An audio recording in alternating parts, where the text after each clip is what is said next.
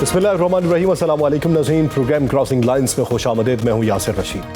नाज़रीन, हुकूमत पाकिस्तान ने गुज़श्ता रात जब यह ऐलान किया कि कौमी टीम 15 फरवरी को T20 वर्ल्ड कप में भारत के खिलाफ अपना मैच खेलेगी, तो यह फैसला बज़ाहिर एक मामूल की खबर लग रही थी, मगर हकीकत में इसके पीछे जदीद क्रिकेट का पूरा माली निज़ाम खड़ा है।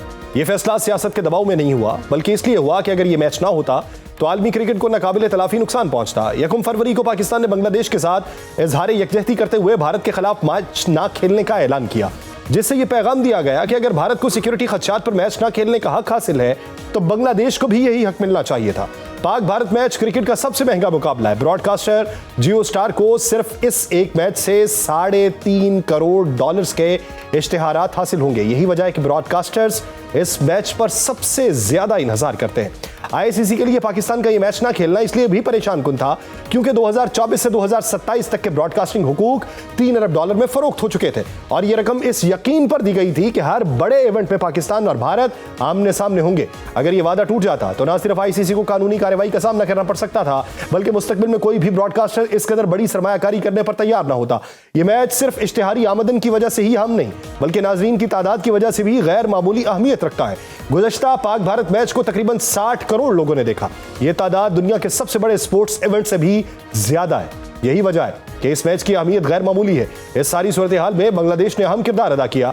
8 फरवरी को बांग्लादेश क्रिकेट बोर्ड के सदर लाहौर आए और आईसीसी और पीसीबी के हुकाम से बात की। उन्होंने पाकिस्तान से कहा कि अगर यह मैच ना हुआ तो नुकसान सबका होगा।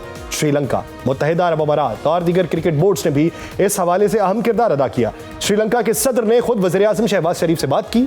यही दबाव था जिसके बाद भारत के खिलाफ मैच के बाइकआउट का फैसला वापस लिया गया। भारतीय मीडिया पाकिस्तान के इस फैसले के बाद यह तस्लीम करने पर मजबूर हुआ कि आलमी क्रिकेट पाकिस्तान के बगैर नहीं चल सकती, और पाकिस्तान कमजोर पोजीशन में होते हुए भी अपना मौकिफ मनवाने में कामयाब रहा। 15 फरवरी को कोलंबो में होने वाला यह मैच सिर्फ खेलों का एक मुकाबला नहीं होगा, बल्कि ये उस हकीकत की याद दहानी होगा कि जदीद क्रिकेट सिर्फ जज्बात का खेल नहीं रहा, बल्कि ये अब कौमी उमंगों की तर्जुमानी करने के अलावा हिसाब किताब का खेल भी बन चुका है। और बाज़ औक़ात एक टीम का मैदान में उतरना पूरे खेल की कामयाबी के लिए जरूरी हो जाता है। नाज़रीन, इसी मंजरनामे में बात करने के लिए हमारे साथ मौजूद हैं senior anchor person, sports expert doctor Numan Niaz साहब। डॉक्टर साहब, बहुत शुक्रिया आपके वक्त का। डॉक्टर साहब, पाकिस्तान ने भारत के खिलाफ मैच खेलने का बायकॉट किया। हमने कहा बहुत अच्छा फैसला है, पाकिस्तान डटा है, और पाकिस्तान ऐसी पोजीशन के ऊपर डटा है कि बताया है कि हम अगर बायकॉट करते हैं तो देखो कि फिर तुम अपना कितना नुकसान करवाते हो। अब हमने खेलने का ऐलान कर दिया। पहले हम उसको जस्टिफाई कर रहे थे, अब हम इसको जस्टिफाई कर रहे हैं। अवाम को बताने के लिए सादा अल्फाज में वजह बताइए कि जिससे अवाम को राम किया जा सके कि हमने इसका कुछ ना कुछ फायदा हासिल किया है, घुटने उन्होंने टेके हैं तो हमने ये फैसला किया। यार, एक तो ये है कि इसमें कोई इबहम नहीं होना चाहिए। हमने, आपको नजर नहीं आ रहा होगा कि हमने क्या गेन किया है, क्योंकि हम बांग्लादेश के लिए खड़े हुए थे जी। और बांग्लादेश के लिए जो हम खड़े हुए थे, हमने इंटरनेशनल क्रिकेट की गवर्नेंस में जो फॉल्ट लाइन थी उसको आइडेंटिफाई किया है। पाकिस्तान ने बहुत कुछ इसमें अचीव किया है। ये एक मास्टर स्ट्रोक था, ये ब्रिलियंट डिसीजन था। ये मैच खेलना भी जो है वो आप खेल रहे हैं जब आपकी सारी चीजें अचीव हुई। नंबर 1, आपने जो आईसीसी की लीनिंग थी टुवर्ड्स बीसीसीआई और जो बायस था इनहेरेंट, वो आपने एक्सपोज कर दिया। उसके बाद आपने चैलेंज किया आईसीसी को कि वो एक न्यूट्रल लेजिस्लेटिव बॉडी जो उसका कॉन्स्टिट्यूशन है वो उसके मुताबिक नहीं चलाई जाती, बल्कि वो भारत के इन्फ्लुएंस में चलाई जाती है। 2 चीजें हो गई। तीसरा, आपने एक्सपोज किया कि जो बीसीसीआई है वो भी as a cricketing body, interesting चीज ये है कि वो एक चैरिटेबल ऑर्गेनाइजेशन रजिस्टर है ताकि टैक्स ना देना पड़े, और the richest board in the world. वो कि बीजेपी का, जैसे शारदा उग्रा ने कहा था कि वर्चुअल एक पॉलिटिकल विंग बन गया हुआ है, और शारदा उग्रा ने कहा था कि जो आईसीसी है वो बीसीसीआई का दुबई ऑफिस है। अच्छा, आपकी जो बड़ी टीम्स हैं, कॉन्ट्री टू उनकी परफॉर्मेंसेस क्या हैं, जैसे ऑस्ट्रेलिया 6 वर्ल्ड कप जीता हुआ है, 1 T20 वर्ल्ड कप जीता हुआ है, 2 चैंपियंस ट्रॉफी जीता हुआ है, चैंपियन टीम है। या इंग्लैंड ने शुरू की थी क्रिकेट, लेकिन वो टेल वैगर बन गए हुए थे बीसीसीआई के। ये तो एक चीज। उनका जो पावर, अपना ये फाइनेंशियल क्लाउड है बीसीसीआई का, उसको कोई डिनाई नहीं कर सकता, लेकिन जितने भी डेवलप बोर्ड थे वो उनके पीछे चलते हैं। तो ये एक बैलेंस खत्म हुआ था। फिर जो एशिया में 2 टेस्ट प्लेइंग नेशंस और हैं, अफगानिस्तान और जो श्रीलंका, वो भी वर्चुअल लैपडॉग्स थे बीसीसीआई के। हुआ क्या कि 2002 से उन्होंने अपना फाइनेंशियल मसल तो फ्लेक्स करना शुरू किया था और वो बेनिफिट्स लेते थे, चाहे वो इन साउथ अफ्रीका 2002, 2003 या 2007 इन ऑस्ट्रेलिया। वो मजबूर कर देते थे बोर्ड्स को बायलैटरल सीरीज की धमकी दे के, बिकॉज उनसे ही पैसे जनरेट होते हैं, रेवेन्यू।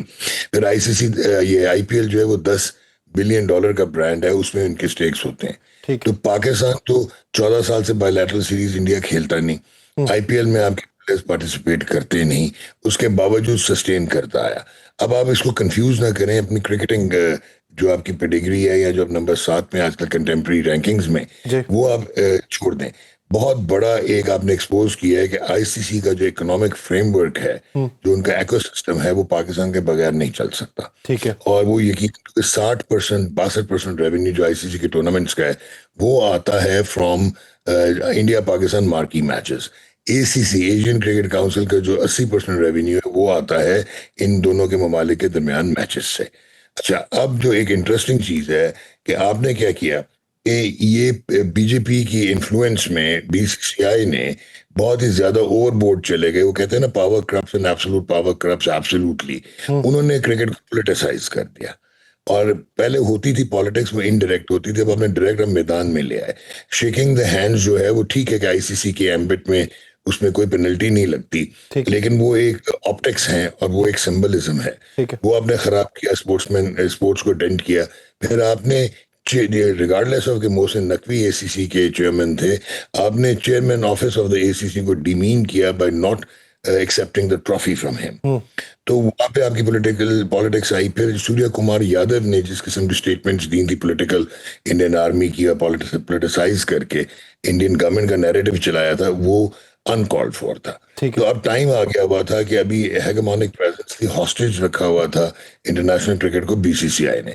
कोई हिम्मत नहीं कर रहा था अपने फाइनेंशियल स्टेक्स की वजह से। बांग्लादेश के साथ जो हुआ वो भी पॉलिटिक्स थी, क्योंकि असम में इलेक्शंस आ रहे थे। जो जय शाह के वालिद अमित शाह, जो होम मिनिस्टर है इंडिया के, वो तो जो बंगालीज इंडियन भी हैं, जो कि बांग्लादेश से जिनका ताल्लुक नहीं है, उनको भी घुसपैठिए कहने से गुरेज नहीं करते। उसके बाद मुस्तफीज को आपने बीजेपी गवर्नमेंट के कहने पे और बीसीसीआई ने फोर्स किया, कंपेल किया केकेआर को कि वो निकाल दें। फिर आपने क्या किया, उनको थ्रेटन किया उनके आपके कुछ पॉलिटिशियंस ने। उसके बाद जो अनफॉर्चुनेट चीज थी कि केकेआर के 4 ओनर्स हैं, जिनमें से एक मुसलमान थे, शाहरुख खान, उनको आपने हरासा किया, थ्रेटन किया।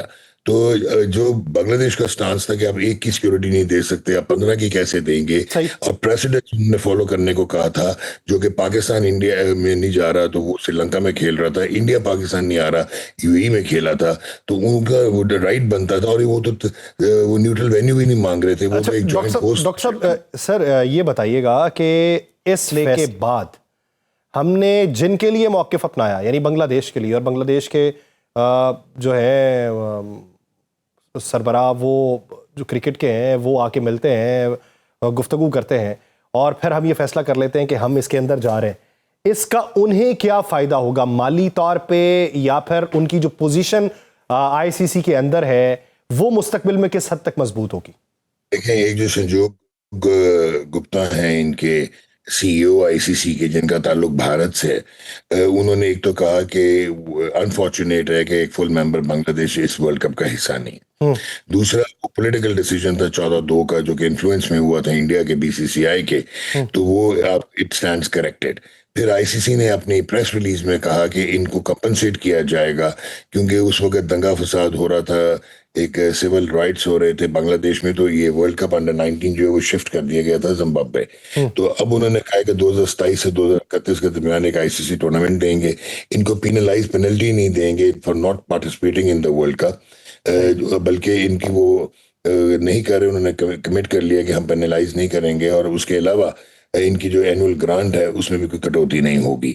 तो बांग्लादेश हैज अचीव्ड मच, और पाकिस्तान ने बांग्लादेश के कोर्ट में बॉल छोड़ा था कि अगर वो सेटिस्फाई होंगे, क्योंकि हम उनके लिए खड़े हुए हैं, हमने अपना कुछ भी नहीं मांगा। वो ऐसी हवाई तवाई बातें हो रही हैं बायलैटरल सीरीज की, वो तो आईसीसी की डोमेन ही नहीं है, वो तो दोनों बोर्ड्स ने डिसाइड करना है। सर डॉक्टर साहब, एक चीज क्लियर कीजिएगा सर, एनुअल कट जो है उसमें और इस आईसीसी के T20 वर्ल्ड टूर्नामेंट में क्या इसका हिस्सा भी कुछ जाएगा? क्योंकि ये बड़ी मिक्सअप सी सिचुएशन है। कुछ ये कहते हैं कि जिस तरह हर बोर्ड को हिस्सा जाता है उसी तरह इसका हिस्सा भी बांग्लादेश को जाएगा, जो यहां से अर्निंग होगी जो बाद में तकसीम होती है। क्या इस टूर्नामेंट का हिस्सा उसमें शामिल होगा या एनुअल कट ही सिर्फ मिलेगा? जो टीमें पार्टिसिपेट करती हैं उनका फुल मेंबर्स का थोड़ा फर्क होता है, एसोसिएट्स का फर्क होता है। फुल मेंबर की पार्टिसिपेशन फी होती है जो सही। तकरीबन 5.5 लाख $6 लाख होती है। ठीक है। वो बांग्लादेश क्योंकि खेल नहीं रहा तो उनको पार्टिसिपेशन फी मिलनी नहीं थी। ठीक तो है। पाकिस्तान के स्टैंड की वजह से आईसीसी ने कमिट कर लिया कि वो फी दी जाएगी उन्हें। ठीक है। ठीक है ना, यानी उनको फाइनेंशियल पेनल्टीज नहीं लगेंगी। ठीक। फिर उनकी कटौती होनी थी बिकॉज उन्होंने टूर्नामेंट नहीं खेला, ब्रीच किया एमपीए जो मेंबर पार्टिसिपेशन एग्रीमेंट है, क्लॉज 5.76 को उन्होंने ब्रीच किया था। तो वो भी उन्होंने कहा कि नहीं, हम कटौती नहीं करेंगे, रादर हम उनको कंपनसेट करने के लिए एक और टूर्नामेंट भी देंगे। ठीक है।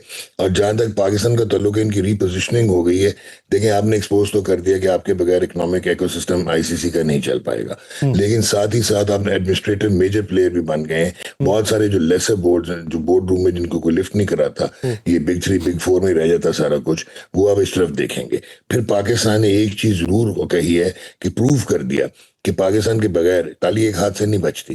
पाकिस्तान के बगैर वो रेवेन्यू जनरेट नहीं होगा। इंडिया को 38.5% मिलता है, यानी कि $231 मिलियन, और पाकिस्तान को सिर्फ 5.75% मिलता है एनुअल ग्रांट, जो कि सिर्फ $34.5 मिलियन है। इनकी ब्रांड इक्विटी के हिसाब से 23.3% बनता है, यानी कि $140 मिलियन। तो ये पॉइंट भी अब आईसीसी बोर्ड में उठाया जाएगा नेक्स्ट बोर्ड मीटिंग में। अच्छा सर, एक चीज़ ये बताइए कि पता ये चला कि $1 बिलियन के एग्रीमेंट्स थे ब्रॉडकास्टर्स के दरमियान 2024 से 2027 तक के।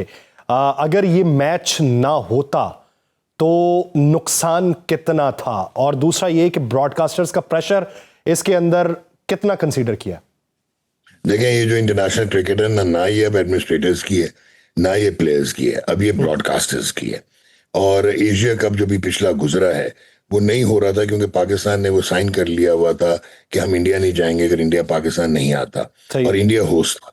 पहले उन्होंने सोचा कि इसको जॉइंटली यूएई और इंडिया में करवा दिया जाए, लेकिन प्रोडक्शन टीम्स ने और ब्रॉडकास्टर ने कहा कि नहीं भाई, हमने $170 मिलियन के एशियन क्रिकेट के राइट खरीदे हुए हैं, हम ये अफोर्ड नहीं कर सकेंगे। तो सारे का सारा टूर्नामेंट यूएई शिफ्ट हुआ, जहां पे 3 इंडिया पाकिस्तान के मैच हुए।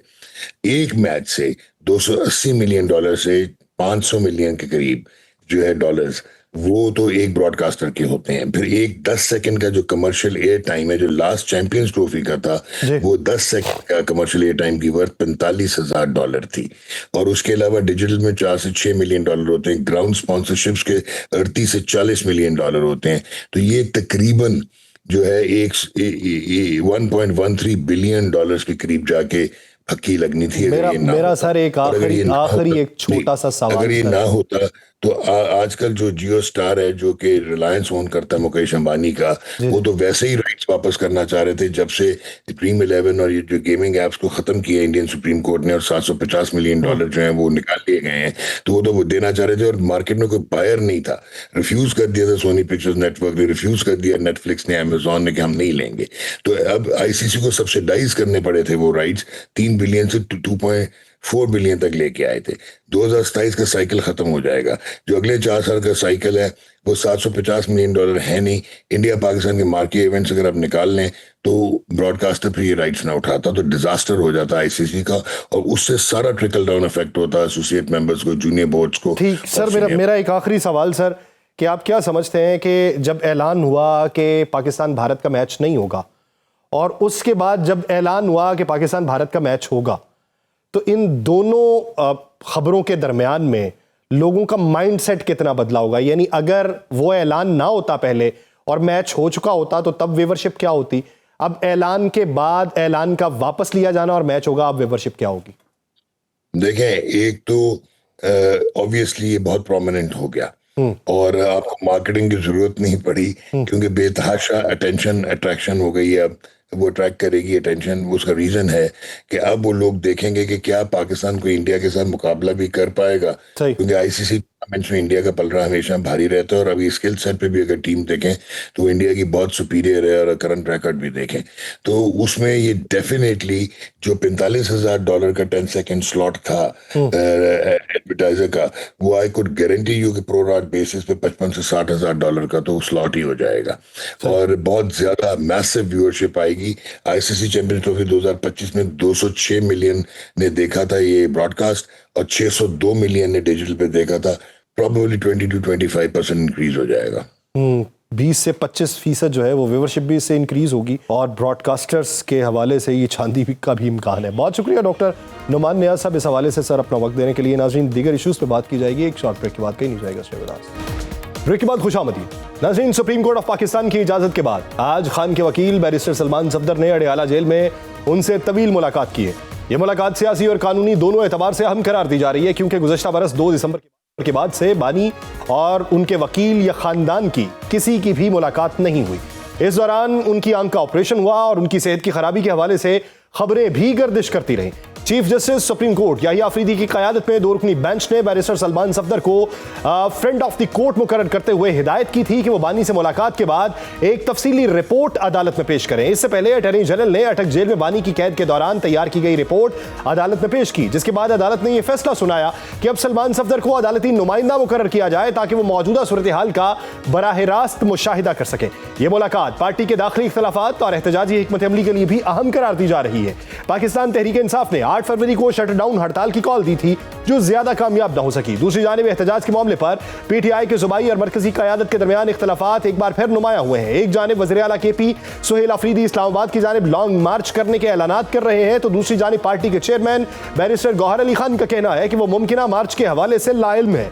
बैरिस्टर गौहर ने यह भी कहा कि बानी पीटीआई ने एहतजाज का इख्तियार महमूद खान अचकजई और राजा नासिर अब्बास को दिया है, लिहाजा महमूद अचकजई और राजा नासिर अब्बास की सवाबदीद है कि वो लाहे अमल इख्तियार करें। इस पूरे मंजरनामे में बानी से उनके वकील की मुलाकात निहायत अहम करार दी जा रही है, जिसमें उन्होंने साबिक वज़ीर आज़म को जेल में फराहम की जा रही सहूलियात का जायजा लिया और इत्मीनान का इजहार किया। बैरिस्टर सलमान सफदर ने कहा कि बानी की सेहत ठीक है और उनसे मुलाकात 3 घंटे जारी रही। उन्होंने मजीद बात करने से गुरेज किया और कहा अदालत में रिपोर्ट पेश करने तक उनका मीडिया से कोई बात करना मुनासिब अमल नहीं है। बानी 5 अगस्त 2023 को गिरफ्तारी के बाद इब्तदाई तौर पर अटक जेल में कैद थे, जिन्हें 6 हफ्तों बाद अडियाला जेल मुंतकिल किया गया और इस दौरान पार्टी रहनुमाओं और खान की बहनों की उनसे मुलाकात होती रही, मगर गुज़श्ता बरस दिसंबर के बाद से यह सिलसिला भी मुनक़ता हो चुका था।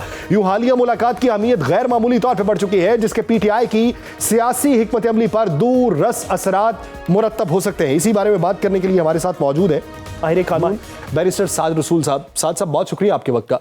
साद साहब, ये जो मुलाकात हुई है, आप इस मुलाकात की सियासी और कानूनी एतबार से अहमियत क्या समझते हैं? बहुत शुक्रिया। देखिए, हम एक ऐसी जगह पे आ खड़े हुए हैं जहां पे जो रेगुलर कानूनी प्रोसेस है, जब वो भी पूरा हो जाए तो एक खबर बन जाती है। वैसे तो इस मुलाकात की या इस जैसी मुलाकातें जो माजी में करवाई जानी थी, वो कोई खबर नहीं है, वो कोई बात नहीं है। इन द सेंस के कानून के अंदर, जेल मैनुअल के अंदर भी ये लिखा हुआ है कि कैदियों की मुलाकातें होंगी, उसका एक तहरीर शुदा एक स्केड्यूल है। और इसके साथ साथ इस्लामाबाद हाई कोर्ट के फुल बेंच ने, जिसको चीफ जस्टिस डोगर उसे हेड करते थे, मैं उस मुकदमे में जिस दिन ये ऑर्डर हुआ अदालत में मौजूद था, समी इब्राहिम साहब की तरफ से मैं वकील था, उनकी मुलाकात भी नहीं हो रही थी या रिपोर्टर्स की मुलाकात नहीं हो रही थी। तो इस्लामाबाद हाई कोर्ट के फुल बेंच ने एक दफा नहीं 2 दफा ये ऑर्डर सादिर किया कि फौरन कानून और आइन के मुताबिक ट्यूसडेज और थर्सडेज की मुलाकातों को बानी पीटीआई इमरान खान साहब के साथ की मुलाकातें करवाई जाएं।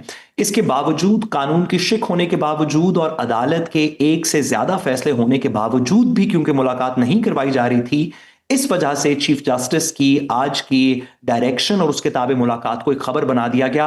असल में ये सिर्फ एक कानूनी अमल है, उसको रोकना खबर थी, मुलाकात को रोकना खबर है। मुलाकात करवा देना तो कानून का एक अमल है जो कि हर कैदी, हर शहरी की का राइट है। अच्छा, जो दूसरी बात है इसके अंदर, सो कानूनी अमल के ऊपर तो हम इस पर थोड़ी सी मजीद भी बहस करेंगे और मैं क्योंकि आपने इस पर थोड़ा सा इंट्रोडक्शन में कहा तो ये गुजारिश करता चलूं कि बहुत ही अफसोस हुआ कि अटॉर्नी जनरल साहब ने जिस तरह की आज रिपोर्ट अपेरेंटली सुप्रीम कोर्ट में पेश करवाई, वो एक, मुझे आपने जिस तरह कहा कि शुरू में इमरान खान साहब अटक जेल में थे और फिर बाद में कोट लखपत आए और अडियाला आए और अब अडियाला को इतना अरसा हो चुका है। तो जो अटॉर्नी जनरल साहब की तरफ से कहा गया कि हमने रिपोर्ट सबमिट की है, वो चीफ जस्टिस साहब ने अपने ऑर्डर में तहरीर किया कि वो सिर्फ और सिर्फ अटक से रिलेटेड रिपोर्ट थी। और इस सारी सवाबदीद के बाद, इस सारी ऑर्डर्स के बाद, इस सारी हलचल के बाद भी अटॉर्नी जनरल साहब इमरान खान साहब की करंट रिपोर्ट जमा नहीं करवा सके। और आज जो सलमान सफदर साहब को फ्रेंड ऑफ द कोर्ट मुकर्रर किया, ये भी इस बात की इंडिकेशन है कि अदालत को, चीफ जस्टिस साहब को, अटॉर्नी जनरल साहब की सबमिट की हुई किसी रिपोर्ट के ऊपर कोई इतना एतबार नहीं होता, तो किसी और को फ्रेंड ऑफ द कोर्ट मुकर्रर करने का कोई वजह नहीं थी, क्योंकि अटॉर्नी जनरल साहब के दफ्तर से पहले भी और अब भी इसमें कुछ मिसलीडिंग इंफॉर्मेशन दी गई है। मेरा ख्याल है इस वजह से friend of the court determine किया। अच्छा, साथ साहब, बहुत सारी जगहों के ऊपर, बहुत सारे मौक़ों के ऊपर ये मुलाकातें ना होने के बाद ये मामला सामने आता रहा कि अदलिया कंप्रोमाइज़ हो चुकी है।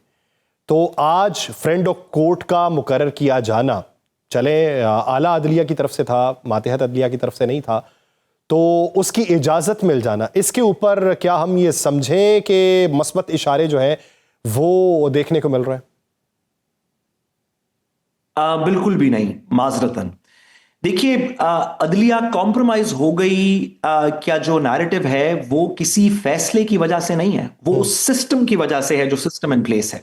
अदलिया कॉम्प्रोमाइज इस वजह से नहीं कही जा रही कि वो फैसले इस तरह के कर रही है। माजी में भी जब इंडिपेंडेंट अदलिया भी कहा जाता था, तो वो कुछ फैसले एक पॉलिटिकल पार्टी के हक में करती थी, कुछ दूसरे के हक में करती थी, कुछ एक का साइल के हक में करती थी, कुछ दूसरे साइल के हक में करती थी, लेकिन लोग अदलिया को कॉम्प्रोमाइज नहीं कहते थे। आज भी अदालतों के फैसले आपको नापसंद हो सकते हैं, लेकिन जो सिस्टमैटिक कॉम्प्रोमाइज हुआ है अदलिया का 26वीं 27वीं तरमीम के बाद, उसके ताबे रहते हुए अगर तमाम फैसले भी ऑपोजिशन के हक में आ जाएं, अगर आज के बाद अदालत आलिया और अदालत उज़्मा तमाम फैसले भी हुकूमत वक्त के खिलाफ दे दे और ऑपोजिशन के या दीगर पार्टीज के हक में दे दे, तो भी हम ये नहीं कह सकते कि अदलिया इंडिपेंडेंट हो गई है, इस वजह से कि हमने 26वीं और 27वीं तरमीम में निजाम एक ऐसा बनाया जिसमें हुकूमत वक्त की मेजॉरिटी वाला जुडिशल कमीशन, जिसमें हुकूमत के नॉमिनेटेड मेंबर्स सबसे ज्यादा हैं, वो अपनी मर्जी से कुछ बेंचेस की तश्कील, कुछ जजेस की एलिवेशन, कॉन्स्टिट्यूशनल कोर्ट के अंदर अपॉइंटमेंट और दीगर इस तरह की चीजें करते हैं। अदलिया की कि वो इंडिपेंडेंट है या नहीं है, वो किसी एक फैसले पे मुनसर नहीं है। आज फैसले किसी के हक में है, कल को फैसले किसी और के हक में होंगे, इससे कोई लेना देना नहीं। अगर सिस्टम के अंदर जो हुकूमत वक्त होगी, अगर उसकी एक लीन क्रिएटेड रहेगी कि वो डिटर्मिन करेगी कि एलिवेट कौन हो रहे हैं जजेस, वो डिटर्मिन करेगी कि किस जज की ट्रांसफर होती है, किसकी नहीं होती, कौन चीफ जस्टिस बनेगा, कौन नहीं बनेगा, कौन कॉन्स्टिट्यूशनल कोर्ट में जाएगा, कौन नहीं जाएगा, तो फैसले जैसे भी होते हैं। चले सर ये बताइए कि क्या आपको इस मुलाकात के बाद लगता है कि अगली मुलाकातों के दरवाजे खुल जाएंगे? देखिए, मैं आपके साथ मिलकर दुआ गो, ये नहीं कि मुलाकातों के फैसले, मुलाकातों के दरवाजे खुल जाएं, दुआ गो ये हूं कि जो कानून में तहरीर शुदा राइट्स हैं किसी भी कैदी के, कि उसको 2 दफा हफ्ते में इजाजत होगी मिलने की, मैं दुआ गो हूं कि आज के फैसले के बाद कानून में मौजूदा राइट्स इमरान खान साहब तक को भी दिए जाएं और दीगर भी पॉलिटिकल और दीगर प्रिजनर्स को दिए जाएं। अच्छा, उसमें अगर साथ अगर उसमें छांटी होती है उन अफराद की कि जो बाहर आके बयानात देते हैं, या उन अफराद की जो बाहर आके, जैसे सलमान सफदर साहब ने कहा, मैं जब तक रिपोर्ट पेश नहीं कर देता मैं इसके ऊपर कमेंट नहीं करूंगा, तो अगर इस तरह छांटी हो के फैसले होते हैं और इजाजतनामे मिलते हैं, उस पर क्या राय है आपकी? देखिए, किस वजह से छांटी होगी? अगर आप आज किसी कैदी को मिलने के लिए जाएं, किसी भी कैदी को, इमरान खान साहब की बात नहीं हो रही, किसी भी कैदी को मिलने के लिए जाएं और बाहर आके आप कोई सियासी बात करते हैं या वो कैदी आपसे मीटिंग में सियासी बात करते हैं, तो क्या आइन के अंदर वो कौन सा आर्टिकल 19 के नीचे जो फ्रीडम ऑफ स्पीच का आर्टिकल है, या आर्टिकल 17 के नीचे जो फ्रीडम ऑफ पॉलिटिकल राइट का आर्टिकल है, उसके नीचे क्या चीज रोकती है कि मैं आज अपने किसी जानने वाले कैदी को मिलूं, वो जेल के अंदर कहे कि नवाज शरीफ साहब तो बड़े जबरदस्त लीडर हैं, और मैं बाहर आके कहूं कि उसने कहा कि नवाज शरीफ साहब बड़े जबरदस्त लीडर हैं। कहने को तो ये सियासी गुफ्तगू है। लेकिन साथ फिर आप ये समझते हैं कि पाकिस्तान तहरीक इंसाफ ने वक्त के साथ कुछ सीखा है? बसद एहतराम के जब मियां नवाज शरीफ साहब कैद में थे या लंदन मौजूद थे, कन्विक्टेड थे, खान साहब भी कन्विक्टेड है, वो उस वक्त पॉलिटिकल विक्टिमाइजेशन कह रहे थे, आप अब कह रहे हैं, उस वक्त भी मेल मुलाकातों के लिए लोग जाते थे तो सिटिंग मिनिस्टर्स जो थे वो ये कहते थे कि ये कहाँ पे लिखा है कि कन्विक्टेड शख्स से जाके आप पॉलिटिकल मुलाकात करें और बाहर आके उसके हिदायतनामे को बयान करें। तो फिर अब आप ये समझते हैं कि उस वक्त उनका भी वो मंजरनामा इसी तरह का था, या आप ये समझते हैं कि मुख्तलिफ था? मैं नहीं जानता कि कौन से मिनिस्टर्स थे जो ये कहते थे, लेकिन अगर कोई कहता था तो बिल्कुल गलत कहता था, ये कानून में आइन के खिलाफ है। सही। लेकिन मिनिस्टर्स का कह देना, आज आप और मैं कह सकते हैं कि ये गलत है, कोई और मिनिस्टर खड़ा होकर कह सकता है गलत है, लेकिन नवाज शरीफ साहब की मुलाकातें तो होती जी। रही। मिनिस्टर्स का मौकफ गलत होना और असल में कानून पे अमलदारी ना होना, इन दो चीजों में फर्क है। ठीक है। आप देखते रहे हैं कि माजी के अंदर मुख्तलिफ पोलिटिकल पार्टीज, पाकिस्तान मुस्लिम लीग काफ हो, मुशर्रफ साहब के वक्त में, या पीपल्स पार्टी हो उसके बाद, वो ये कहती रही हैं कि अदालतों के फैसले गलत हैं। ये कह देना अदालत की अदालतों के फैसले गलत हैं कोई गैर कानूनी बात नहीं, लेकिन आपने अदालतों के फैसले इंप्लीमेंट करने हैं। इस वक्त इस हुकूमत से गिला ये है कि वो ये कह सकती है कि अदालत ने जो इजाजत दी वो गलत दी, हमारे ख्याल में ये सियासी तकरीर करते हैं और ठीक नहीं है, वो उनका मौकफ हो सकता है। लेकिन अदालत ने जब हुक्म साबित कर दिया, जैसे इस्लामाबाद हाई कोर्ट ने किया था कि आप मुलाकात करवाएं, तो उस हुक्म को आप उस हुक्म अदूली नहीं कर सकते। आपका सियासी मौकफ है, जैसे कि माजी में पीटीआई का था कि नवाज शरीफ साहब के साथ कुछ लोगों की मुलाकातें होनी चाहिए, वो सियासी बात करते हैं। सियासी मौकफ एक तरफ, कानूनी और आईनी सियासी मौक़िफ़ एक तरफ, कानूनी और आईनी मौक़िफ़ और आईनी हुक्मनामा जो है एक तरफ होना चाहिए। बहुत शुक्रिया बैरिस्टर साद रसूल साहब इस हवाले से अपना वक्त देने के लिए। नाज़रीन, दीगर इश्यूज़ पे बात की जाएगी एक शॉर्ट ब्रेक के बाद, कहीं नहीं जाएगा। Stay with us. ब्रेक के बाद खुशामदीद। नाज़रीन, बांग्लादेश में इंतखाबी मुहिम गुज़श्ता रात खत्म हो चुकी है और अब 12 फरवरी को वोट डाले जाएंगे। ये इंतखाबात सिर्फ इक़्तिदार की मुंतकली तक महदूद नहीं रहेंगे, बल्कि ये बांग्लादेश की सियासत का रुख मुतय्यन करने में भी फैसला कुन किरदार अदा करेंगे। इन इलेक्शंस को दुनिया का ऐसा पहला इंतखाबी अमल करार दिया जा रहा है जिन पर जेन ज़ी का असर नुमाया होगा। ये वो नस्ल है जो सोशल मीडिया के दौर में पली बढ़ी, जिसने सड़कों पर एहतजाज किया और पिछले साल शेख हसीना के 15 साल इक़्तिदार के खात्मे में मरकजी किरदार अदा किया। अब यही नस्ल वोट के जरिए ये तय करने जा रही है कि बांग्लादेश का अगला सियासी रास्ता क्या होगा। ये इंतखाबात एक गैर मामूली सियासी माहौल में हो रहे हैं। शेख हसीना की अवामी लीग इक़्तिदार से हटाए जाने के बाद इंतखाबी सियासत से बाहर है और अबूरी हुकूमत ने इस पर इलेक्शन में हिस्सा लेने पर पाबंदी आयद कर रखी है। बांग्लादेश में बरसों तक इलेक्शन अपोजिशन के बायकॉट और गिरफ्तारियों की नजर होते रहे। नौजवान वोटर्स के लिए 2009 के बाद यह पहला मौका है जब उन्हें लग रहा है कि उनका वोट वाकई इंतखाबी नताइज पर असरअंदाज हो सकता है। इस वक्त मुकाबला बुनियादी तौर पर बांग्लादेश नेशनलिस्ट पार्टी और जमात इस्लामी की क़यादत में कायम इत्तेहाद के दरमियान है, जिसमें तलबा पर मुश्तमिल नेशनल सिटीजन पार्टी भी शामिल है, जिसका शहरी इलाकों के नौजवानों पर गहरा असर है। एक हालिया सर्वे के मुताबिक मौजूदा इंतखाबात में वोटर्स के लिए सबसे बड़ा मसला बदउनवानी है, जबकि महंगाई दूसरे नंबर पर मौजूद है। यही वजह है कि जमात इस्लामी की निस्बतन साफ शबी और बीएनपी के तजर्बे के दावों को पजीराई मिल रही है, लेकिन फैसला कुन झुकाओ फिलहाल वाज़ेह नहीं। ये इंतखाबात इसलिए भी अहम है कि ये बांग्लादेश पर भारतीय रसूख खत्म करने में फैसला कुन किरदार अदा करेंगे। जमात इस्लामी के इत्तेहादी नौजवान रहनुमाओं की चीनी सिफारतकारों से मुलाकातें हो चुकी हैं, जबकि बीएनपी का कहना है कि वो किसी एक ताकत की बजाय सबके साथ मुतवाज़िन ताल्लुकात कायम करना चाहती है। मुल्क के इक्तसादी हालात भी इन इंतखाबात में फैसला कुन किरदार अदा करेंगे। बुलंद अफराते ज़र मुबादला के ज़खायर, सरमायाकारी में कमी ने बांग्लादेश को IMF और वर्ल्ड बैंक पे इन्हसार करने पर मजबूर कर दिया है। मुल्क की मईशत में रीढ़ की हड्डी की हैसियत रखने वाली गारमेंट्स इंडस्ट्री सियासी अदम इस्तेहकाम से सबसे ज्यादा मुतासिर हुई और अवाम अब ऐसी हुकूमत चाहते हैं जो हालात को संभाल सके। अगर बीएनपी कामयाब होती है तो तारिक रहमान वज़ीर आज़म बन सकते हैं, जबकि जमात इस्लामी के इत्तेहाद की कामयाबी की सूरत में जमात इस्लामी के सरबराह शफीकुर रहमान इस मनसब के लिए सामने आ सकते हैं। दोनों सूरतों में ये इंतखाबात खित्ते में ताकत के तवाज़ुन पर फैसला कुन असरात मुरत्तब करेंगे। इसी मंजरनामे में बात करने के लिए हमें ज्वाइन किया है एक्स एम्बेसडर नगमाना हाशमी साहिबा ने और दिफाई तजज़ियाकार air commodore retired Khalid Chishti साहब हमारे साथ मौजूद है। मैं आप दोनों हज़रात का बेहद मशकूर हूँ। कमोडोर साहब, सबसे पहले आपकी तरफ आता हूँ। सर, क्या समझते हैं कि बांग्लादेश में 2009 के बाद अगर अब तक देखा जाए तकरीबन 17 साल बनते हैं, 17 साल बाद होने वाला जो इलेक्शन है उसमें जेन ज़ी का किरदार किस हद तक अहम होगा? जी, बहुत शुक्रिया यासिर साहब, आपने इनवाइट किया।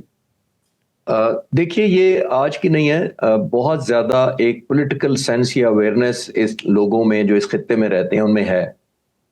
मुस्लिम लीग जिसने पाकिस्तान बनाई थी 1906 में, ये इसी ढाका में ही बनी थी और इन्हीं लोगों की जाहिर है एक अवेयरनेस थी जिन्होंने सोचा था कि उस जमाने में हम अंग्रेजों या दूसरे मजाहिब के पैरोकार जो फॉलो कर रहे हैं वो मुसलमानों को कभी पनपने नहीं देंगे। तो इतने 120 साल पहले भी सोचे जरा, इन्हीं लोगों की विजन थी, इनको हक लेना आता था। आप ये देखिए कि वो बुनियादी तौर पर एक डेवलपिंग था, हमारे साथ बड़ा कोलैबोरेशन था, अलग होने के बावजूद हमारा बहुत ना सिर्फ दोस्ताना माहौल था बल्कि हम म्यूचुअली बहुत सपोर्टिव थे। मैं खुद फ्लाइंग इंस्ट्रक्टर रहा हूँ अकेडमी में, हमारे पास बांग्लादेशी कैडेट्स और सीनियर ऑफिसर्स स्टाफ कोर्सेज वगैरह के लिए आया करते थे।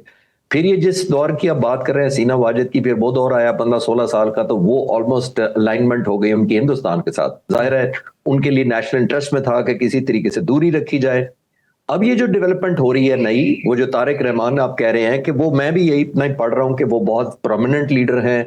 एक एलिमेंट उनका, एक वालदा फौत हुई है, सिंपथी एलिमेंट भी है, और उनका दौर लोग अब याद करते हैं कि वो अलाइनमेंट उस तरह से ना सिर्फ न्यूट्रल थी बल्कि प्रोग्रेसिव थी। बेसिकली इन्होंने क्या किया, जो पिछली प्राइम मिनिस्टर थी हसीना वाजिद ने, उन्होंने कंप्लीटली इंडिया की डोमिनेंस को कबूल कर लिया, कोलैबोरेशन को कबूल कर लिया, डिपेंडेंसी अपनी कर ली, और सबसे बढ़कर जो इस लोगों की सॉवरेनिटी, जो इनका बड़ा प्राइड है कि हम बंगाली हैं, हम एक इंडिपेंडेंट नेशन है, वो भी कॉम्प्रोमाइज हुआ। तो आई थिंक उसी का काउंटर होने के लिए मुझे ये लग रहा है कि जो तारिक रहमान है उनका बहुत ब्राइट चांसेस हैं, बट आने वाले वक्त बताएंगे कि कितना फेयर हो पाया है, क्योंकि अभी जो उनके प्राइम मिनिस्टर यूनुस है वो बुनियादी तौर पर बहुत लिबरल हैं, पाकिस्तान की तरफ बहुत पॉजिटिव झुकाव है उनका। आपने देखा कि बहुत ज्यादा हमारे साथ कोलैबोरेट कर रहे हैं, बहुत सारे डिपार्टमेंट्स में वलीद है।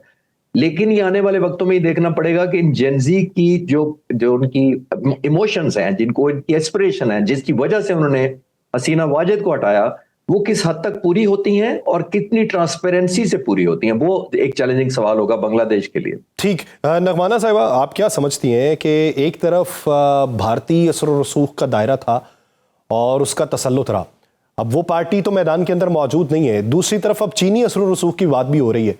पाकिस्तान को तो एक साइड पे रखें कि वो फॉरेन पॉलिसी के एतबार से अब माजी की गलतियां जो दोनों तरफ से हुई या गलत फहमियां, उनका अजाला करने के चक्कर में वो रवाबित पाकिस्तान के साथ बढ़ रहे हैं। ये चीनी और भारतीय असर और रसूख का तज़किरा बैनुल अक़वामी सतह के ऊपर चल रहा है, तो उसकी बुनियादी वजह आप क्या समझती हैं और टिल्ट मौजूदा जो है वो किस तरफ को दिखाई देता है?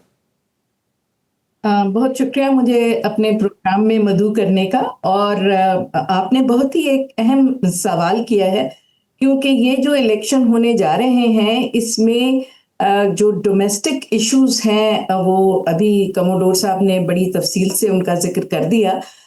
उनके अलावा इसमें एक इंटरनेशनल एस्पेक्ट बहुत ही इम्पोर्टेंट है, क्योंकि हमने देखा कि शेख हसीना के 15 साल दौर में वो बहुत ज़्यादा प्रो इंडिया और प्रो यूएस पॉलिसी को फॉलो कर रही थी, और उसकी वजह से काफ़ी प्रॉब्लम्स भी यहाँ पैदा हो रहे थे। आपने देखा कि कॉन्स्टेंटली उन 15 सालों में कई दफ़ा कभी वो बॉर्डर बंद कर देते थे इंडियंस, कभी पानी का इशू वहाँ पे पैदा हो जाता था, और उनकी इतनी ज़्यादा इंडियंस का इन्फ्लुएंस हो गया था कि वो उनके आर्म्ड फोर्सेस से लेके और सिविलियन इदारों में हर लेवल पे इंटरफेरेंस वो कर रहे थे। और बांग्लादेश जहाँ स्ट्रेटेजिकली लोकेटेड है, वो इस वक्त खित्ते के पॉलिटिक्स में भी उसका बहुत अहम हिस्सा है, और वो इस वक्त जो चाइना और अमेरिका का एक कंपटीशन और कॉन्फ्रंट्रेशन हो रही है, उसमें भी उसका बहुत कलीदी ताल्लुक है। और जिस कदर और इसका देखिए डोमेस्टिक गवर्नेंस से बड़ा एक अहम उसका लिंक होता है, क्योंकि शेख हसीना ने जिस तरह अपनी हुकूमत में बहुत हार्ड हैंडेडनेस के साथ, बहुत करप्शन, नेपोटिज्म, और लोग बहुत ज़्यादा परेशान थे, बिल्कुल ह्यूमन राइट्स भी बहुत ज़्यादा कर्ब हुए हुए थे, तो उसका के नतीजे में नेचुरली लोगों को ना सिर्फ नेशनल अवामी पार्टी से, बल्कि हिंदुस्तान की जो पॉलिसी है या उसका जो डोमिनेंस वाला अंसर था, उससे नफरत हुई है और पॉलिटिकल विक्टिमाइजेशन बुनियादी तौर पर इसे करार दिया जा रहा है। मैं नगमाना साहिबा आपकी तरफ आता हूँ, मैडम वापस आता हूँ। एयर कमोडोर साहब, अगर आप इस पे कमेंट करना चाहें सर, भारत और चाइना के हवाले से जो बैनुल अक़वामी सतह पे बात हो रही है, और दूसरा ये कि बीएनपी और जमात इस्लामी का जो इत्तेहाद है, आपको पता है कि माजी के अंदर भी इनका इत्तेहाद हुआ था। बीएनपी को उस वक्त मकबूलियत काफ़ी मिली हुई थी, लेकिन उन्होंने जब इत्तेहाद जमात इस्लामी से किया तो जो लेफ्टिस्ट हैं वहाँ पे उनकी तरफ से भी एतराज़ात उठाए गए थे। तो आप समझते हैं कि इतने लंबे अरसे में वो नज़रियात तब्दील हो चुके हुए हैं? जी बिल्कुल, आपने ठीक फोकस किया। लेकिन देखिए, over a period of time, जो नगमाना साहब भी कह रही थी कि ओवर अ पीरियड टाइम इतनी ज्यादा इंक्लिनेशन हिंदुस्तान की तरफ हो गई और उनकी पॉलिटिक्स पर इतनी डोमिनेंस हो गई हिंदुस्तान की, कि मैं समझता हूं, और मैं बड़ा क्लोजली फॉलो कर रहा था, और मैं अनफॉर्चुनेटली जब मैं एयरफोर्स में था थोड़े सीनियर रैंक पर, तो मैं खुद भी विजिट पे गया था बांग्लादेश। ठीक। और मैंने वहां देखा कि लोग बहुत ज्यादा हमारे साथ कोलैबोरेशन चाहते हैं। अभी मैं बड़ा डीपली फॉलो कर रहा था कुछ दोस्तों के थ्रू भी बांग्लादेश में, तो मैं आपको एक और एलिमेंट भी हाईलाइट करता चलूं कि देखिए, उनकी जो आर्म फोर्सेस थी उनको इंटेंशनली इंडिया डिपेंडेंट रखा गया इतना अरसा। सही। बहुत ज्यादा मिलिट्री हार्डवेयर कोर्सेज जो उतने होते थे। अभी ये जो बांग्लादेश ने ख्वाहिश का इजहार किया JF-17 थंडर लेने का, उसमें एक बहुत बड़ा एलिमेंट ये भी है कि वो उस चुंगल से या उस ग्रिप से निकलना चाहते हैं। तो जो आपके सवाल की तरफ मैं अब आता हूं, ये देखिए, बुनियादी तौर पर 16 साल में बहुत चेंज हुआ, और हम बात शुरू में ही कर रहे हैं कि जेनजी ये वो बच्चे हैं जिन्होंने वो पोल्यूटेड माइंड, जो नेगेटिविटी वाला एलिमेंट नहीं देखा। इसीलिए जो उनके जहनों में डाला गया था पहले हमारे मुतालिक, पाकिस्तान के मुतालिक नेगेटिविटी, वो इनके जहनों में नहीं है। उनके हाथ में अपने मोबाइल है, डिवाइसेज है, इंटरनेट कनेक्टेड है, सोशल मीडिया है। अब उन्होंने अपनी ओपिनियन बनाई है, वो अपनी अलाइनमेंट बताएंगे, अपनी डिसीजन मेकिंग करेंगे। इसीलिए वो हुकूमत गई है बुनियादी तौर पर, क्योंकि हसीना वाजिद पुराने तरीके से चलाना चाह रही थी कि जो उनकी अलाइनमेंट है अमेरिका की तरफ है, इंडिया की तरफ, बहुत ज्यादा स्पेसिफिक थी। वो नुकसान लोगों ने फिर एक्सेप्ट नहीं किया जो उनके मुल्क को हो रहा था। अब मेरा ख्याल है जो नई अलायंसेज हैं, इवन जमात इस्लामी का मैं सुन रहा था कि उन्होंने तारिक रहमान से अलायंस की कोशिश की है, लेकिन शायद वो नहीं माने। तो उसकी बुनियादी वजह भी यही है कि एक तो तारिक रहमान का बहुत बड़ा एक फॉलोअरशिप है, और बड़ी, मेरा ख्याल ये अपने तज्जिए के मुताबिक शायद वही प्राइम मिनिस्टर हो अगले कमिंग इलेक्शन के बाद। लेकिन बहुत ज्यादा उन लोगों ने अब सीखा है। जो आप पिछले रेफरेंसेस की बात करें कि पहले नहीं हुआ था, लोगों ने शायद उस वक्त एलिमेंट ऑफ मेच्योरिटी वो नहीं आया था जो उनको तारीख ने, हसीना वाजिद ने और हिंदुस्तान ने जो सबक सिखाया है पिछले 16 सालों में। आई थिंक उनमें एक रियलाइजेशन है कि उन्हें एक इंडिपेंडेंस और सॉवरेनिटी करनी है, अपने फैसले खुद करने हैं, अपनी गवर्नेंस खुद करनी है। और जैसे मैंने कहा कि अगर आर्म फोर्सेस तक को हॉस्टेज बनाया गया, अगर हॉस्टेज मैं सख्त लफ्ज इस्तेमाल कर रहा हूं तो चलें, इन्फ्लुएंस इतना ज्यादा किया गया कि सारा इंडिया डिपेंडेंट हो स्पेसिफिकली, और वो भी लोगों में बहुत रियलाइजेशन है, उससे लोगों को लगा कि बहुत ज्यादा उनकी सॉवरेनिटी कॉम्प्रोमाइज हुई है, उनकी इंडिपेंडेंस कॉम्प्रोमाइज हुई है, जिसकी वजह से उन्होंने आजादी ली थी, इंडिपेंडेंट लिया था, वो तो ऑलमोस्ट इंडिया की गोद में चलेगी सारी की सारी सॉवरेनिटी। अच्छा नगमाना साहब, आप इतना अरसा शेख हसीना वाजिद का इक़्तिदार रहा, उसमें जो लेफ्टिस्ट हैं उनकी सोच बहुत ज़्यादा परवान चढ़ी है। इसी वजह से जमात इस्लामी के ख़िलाफ़ जो इक़दाम उठाए जाते रहे, उनके रहनुमाओं को जिस तरीके से फांसियाँ दी जाती रहीं, उस एलिमेंट के ऊपर भी बगावत को पूरे तरीके से कुचला गया। अब मौजूदा इंतखाबात में जमात इस्लामी के साथ इत्तेहाद है वो यंग लोगों का जिन्होंने इनकलाब लाने की कोशिश की और वो पाया तकमील तक पहुँच गए।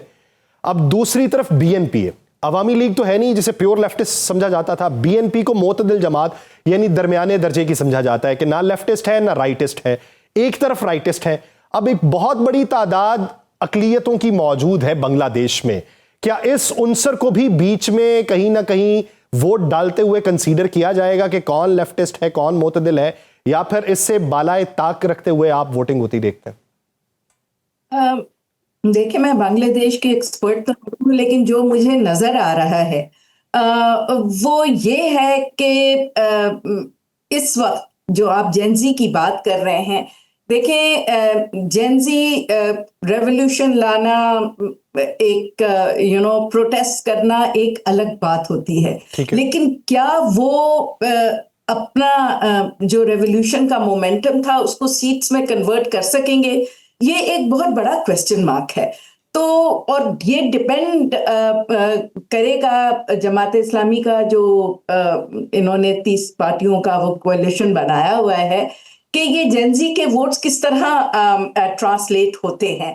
और इसमें डेफिनेटली ये थोड़ा बहुत तो एलिमेंट होगा, लेकिन मेरा ख्याल है इस वक्त ज्यादा लोग जो शायद वोट दें वो बहुत ज्यादा एक्सट्रीम्स को ना दे।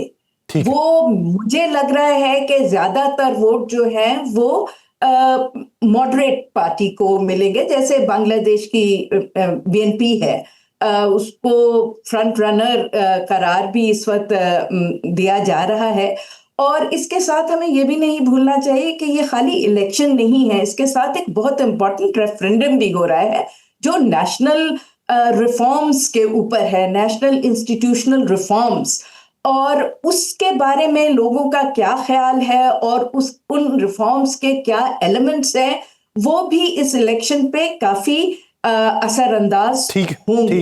ठीक। और ये हमें देखना पड़ेगा कि क्योंकि लोग इस वक्त सिर्फ एक इलेक्शन नहीं लड़ रहे, बल्कि एक वो सिस्टम पूरा अपना चेंज करने जा रहे हैं और उन लोगों को सिलेक्ट करने जा रहे हैं जो इस सिस्टम को चलाएंगे। यानी वो रीस्ट्रक्चरिंग करना चाह रहे हैं, तो रीस्ट्रक्चरिंग का अमल जो है वो किस हद तक तेजी से जो है पाया पहुंचता है, ये सवाल है। एयर कमोडोर साहब, आप सर क्या राय देंगे? अगर बीएनपी कामयाब होती है तो फिर नताइज क्या होंगे मुस्तकबिल करीब के अंदर, समत क्या होगी? और अगर जमात इस्लामी होती है तो फिर अंदरूनी तौर पे क्या मुख्तलिफ मंजरनामा होगा? एक तो क्लियर करें यासिर साहब के बुनियादी तौर पर ये तमाम जो रिवोल्ट हुई है और ये जो मुजाहरे हुए हैं और हुकूमत को उठाकर फेंका गया है, हसीना वाजिद को वहां से भागना पड़ा है मुल्क छोड़कर, वो ये तो एस्टेब्लिश्ड है कि प्रो इंडिया किसी को वोट नहीं मिलेगा। पहले तो ये क्लैरिटी कर लें। इसका मतलब है कि इसी मोमेंटम को सिर्फ एक इलेक्टोरल वैल्यू ऐड होनी है। अब जो नगमाना साहब अभी कह रही थी कि एक होता है हटा देना हुकूमत को और एक उसके बाद होता है उसको वैल्यू कन्वर्ट करना पार्लियामेंट्री पॉइंट ऑफ व्यू से, एक लीगल तरीके से, जो उनके कॉन्स्टिट्यूशन के मुताबिक उन्हें वोट डालने और प्राइम मिनिस्टर चुनना है। तो ये तो मुझे लगता है कि मेजॉरिटी ऑफ बांग्लादेशी जो लोग हैं इस पे तो यूनानिमस है कि हिंदुस्तान की हेजमोनी नहीं चलेगी। Number one. ठीक। लेफ्ट और राइट में होते हुए मैं तो तारिक रहमान को देख रहा हूं बुनियादी तौर पर, उनको इसलिए देख रहा हूं बुनियादी तौर पर वो बैलेंस्ड हैं, वो मोर लिबरल हैं, एक हेरिटेज भी है। और जितना मर्जी हम कह लें, आपने देखा इंडिया पाकिस्तान बांग्लादेश में मरूसी सियासत का हम नहीं छुड़वा सके अभी तक, वो एक इनहेरिटेंस चलती है। और खास तौर पर मैंने कहा कि जितनी जल्दी हसीना वाजिद गई हैं, लोग तवक्को भी नहीं कर रहे थे। बहुत ज्यादा वैक्यूम फिल भी कोई अननोन या स्ट्रेंजर शायद वो फिल भी ना कर पाते। ठीक है। तो सिर्फ हमने देखना ये है कि फेयर कितने होते हैं इलेक्शन, जो एस्टैब्लिशमेंट उधर भी बहुत बड़ा रोल प्ले करती रही है, वो कितना रोल प्ले करती है, वो अगर ट्रांसपेरेंट होते हैं और वैल्यू कन्वर्ट कर पाते हैं, तो मुझे लग रहा है कि ये डेफिनेटली वोट जितने मर्जी पड़े वो डेफिनेटली एंटी इंडिया ही होगा एलिमेंट, और वो सब डिवाइडेड हो सकते हैं। वो सब डिवाइडेड हो सकते हैं, यानी जो भी तबका हो वो हसीना वाजिद के मुखालिफ वाला तबका है और एंटी इंडियन तबका है। अब उसमें से कौन हैसियत अपनी बनाए और गद्दी जो है उसके ऊपर बैठ के बांग्लादेश को आगे बढ़ा सकता है, ये एक देखने की बात है। बहुत शुक्रिया air commodore retired Khalid Chishti साहब और नगमाना हाशमी साहिबा इस हवाले से प्रवक्त देने के लिए। नाज़रीन, प्रोग्राम का वक्त खत्म हो जाता है, मुझे दीजिए इजाज़त। आपसे मुलाकात होगी कल के रोज़। अपना बहुत सा ख्याल रखिएगा। अल्लाह के बाद।